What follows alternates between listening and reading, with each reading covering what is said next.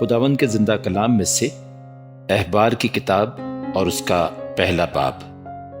اور خداوند نے خیمہ اجتماع میں سے موسیٰ کو بلا کر اس سے کہا، بنی اسرائیل سے کہے کہ جب تم میں سے کوئی خداوند کے لیے چڑھاوا چڑھائے تو تم چوپایوں یعنی گائے بیل اور بھیڑ بکری کا چڑھاوا چڑھانا۔ اگر اس کا چڑھاوا گائے بیل کی سوختنی قربانی ہو تو وہ بے عیب نر کو لا کر اسے خیمہ اجتماع کے دروازہ پر چڑھائے تاکہ وہ خود خداوند کے حضور مقبول ٹھہرے،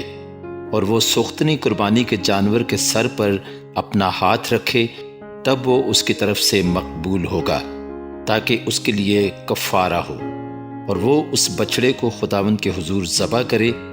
اور ہارون کے بیٹے جو کاہن ہیں خون کو لا کر اسے اس مذبح پر گردا گرد چھڑکیں جو خیمہ اجتماع کے دروازہ پر ہے۔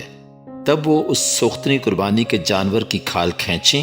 اور اس کے عضو کو کاٹ کر جدا جدا کرے۔ پھر ہارون کاہن کے بیٹے مذبح پر آگ رکھیں اور آگ پر لکڑیاں ترتیب سے چن دیں، اور ہارون کے بیٹے جو کاہن ہیں اس کے اعضاء کو اور سر اور چربی کو ان لکڑیوں پر جو مذبح کی آگ پر ہوں گی ترتیب سے رکھ دیں، لیکن وہ اس کی انتڑیوں اور پایوں کو پانی سے دھو لے۔ تب کاہن سب کو مذبح پر جلائے کہ وہ سوختنی قربانی یعنی خداوند کے لیے راحت انگیز خوشبو کی آتشی قربانی ہو۔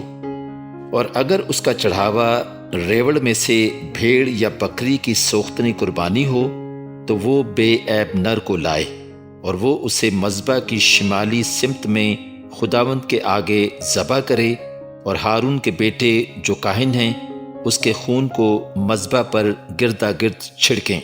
پھر وہ اس کے عضو کو اور سر اور چربی کو کاٹ کر جدا جدا کرے، اور کاہن ان کو ترتیب سے ان لکڑیوں پر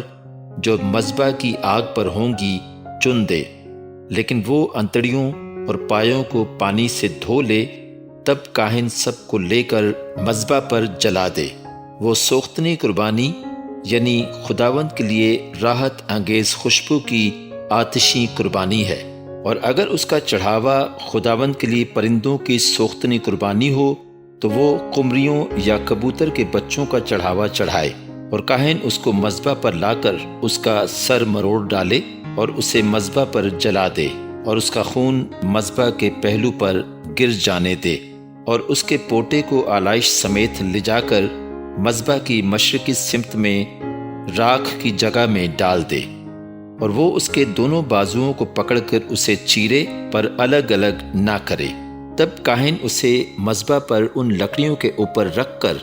جو آگ پر ہوں گی جلا دے۔ وہ سوختنی قربانی یعنی خداوند کے لیے راحت انگیز خوشبو کی آتشی قربانی ہے۔ پاک کلام کے پڑھے اور سنے جانے پر خداوند کی خاص برکت ہو، آمین۔